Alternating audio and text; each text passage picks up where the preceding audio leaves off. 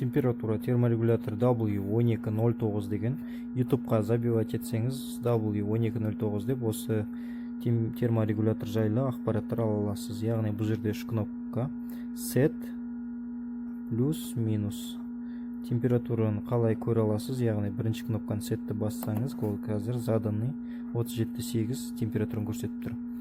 Бұл температураны қалай өзгертесіз? Яғни бірлес бастыңыз моргать етті, мынау плюспен қосасыз, аласыз, керек температураны қойып аласыз өйстіп. Так, енді бұл терморегулятордың 6 функциясы бар. 6 функцияны қазір қалай тұру керек екенін көрсетемін. Бізге керегі екі-ақ функциясы P0 мен P1. Так, сетті 5-6 секунд басып тұрасыз, P0 деген режим шығады. P0-ға сетпен кіресіз. H нагрев, C охлаждение. Плюспен, минуспен өзгертесіз. Яғни бізге керегі H. Сетпен тағы да бірлес бассаңыз режимнен шығады. P1-ге кіреміз.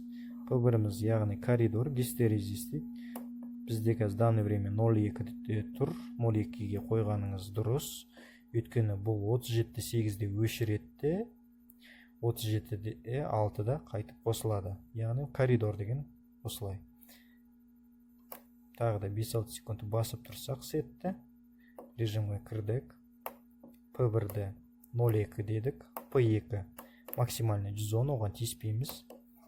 P3 минус 50-де оған тиіспейміз. P4 калибровка датчика дейді, яғни точность, датчиктің точности. Ана терморегулятордың жоғары жағында инкубаторда жазылып тұрады өзі. Минус 1-де 6 деп тұр. Яғни бұл жерге минус 1-де 6-ны жазып қоясыз. Мына жерде көрдіңіз бе? Минус 1-де 6 деп. Яғни калибровка жасалынған бұл терморегуляторға. Минус 1-де 6, P4, P5-ке кіреміз. P5-іміз режим ожидания 0-да тұрады. P6-іміз оффта тұрады. Осы 6 функция ғана бізге керек. Өзі автоматически шығады режимнан. Ал енді бізде таймер жайлы келетін болсақ, таймер бізде қазір минутный тұр, 240 минут, яғни 4 сағатқа. Тумблеріміз өшіп тұр, 0-да тұр.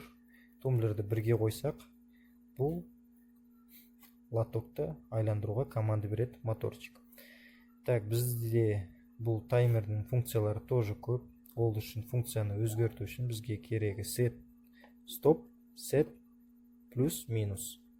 Яғни стоп пен таймерді қосасыз, on, немесе off өшіресіз. Таймердің настройка жасау, яғни сетті жәнек сияқты 5-6 секунд басып тұрасыз да жібересіз. P3.2 дейді. Оны плюспен өзгертесіз. Например, режимдар. Бізге керегі P3.2 режим, яғни ол режимге келдік. Сетті тағы да бірлес басамыз. Режимнің настройкасын жасаймыз. Оп, 240 деп тұр. Яғни мына жерде стоппен, бірінші кнопкамен точкаларды өзгерте аласыз. Қазір соңында тұр. Алдында тұр, соңғы 0-дің алдында, я болмаса 3 точка. Бізге керегі мынау точка соңында тұрған секундный көрсетеді. Предпоследний тұрса бұл доли секундный, 3 точка тұрса бұл минутный. Оны стоппен өзгертесіз. Бізге керегі 3 точка. Плюспен көбейтесіз уақытын, немесе азайтасыз минуспен. Асыл 240, яғни минутный 4 сағат деп тұр. Енді стоп сетпен тағы да бірлес басамыз. CL деген шығады. CL тоже 240. Оны да 3 точка қылып қоямыз. Сетпен тағы да бірлес басамыз. Лоп, яғни қанша рез айлану керек.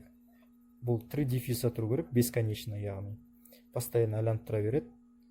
Оны қой алсаңыз да болады, 1-2-4 рез срабатываниеден кейін өшіріп тастау деген. Яғни бізге керегі 3 дефис. Содан кейін режимді сохранить ету үшін сетті 5-6 секунд басамыз и жібереміз. P3.2 деп шығады. Бұл болды автоматически сохранен.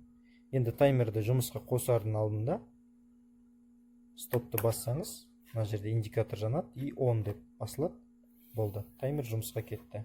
Тумблерді бассаңыз переворот айланады осы уақытта.